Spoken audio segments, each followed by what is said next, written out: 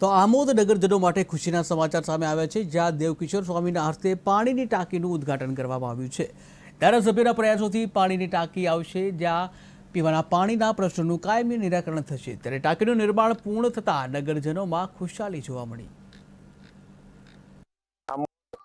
નગરપાલિકા ખાતે નવનિર્માણ પામેલ અમૃત 2 ના આયોજનના ભાગરૂપે જે પાણીની ટાંકી બની છે, તે પાણીની ટાંકીનું આજે ઉદ્ઘાટન કરવામાં આવ્યું, પૂજન કરવામાં આવ્યું અને વાલ ખોલીને આખા નગરપાલિકામાં આ ટાંકીનું પાણી મળે એ રીતનું આજે આયોજન કરીને એનું ઉદ્ઘાટન કરવામાં આવ્યું।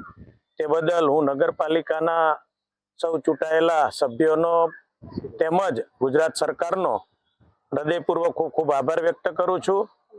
વર્ષોથી આ નગરપાલિકાની માંગ હતી કે ટાઈમે પીવાનું પાણી મળે અને એ પાણી દ્વારા આ સુખાકારી યોજનાનો લાભ આખા નગરપાલિકાને મળે એ હેતુથી આ નવી ટાંકીને બનાવવામાં એ ટાંકી પૂર્ણ થઈ અને આજે નગરપાલિકા ખાતે ઉદ્ઘાટન કરવામાં આવ્યું।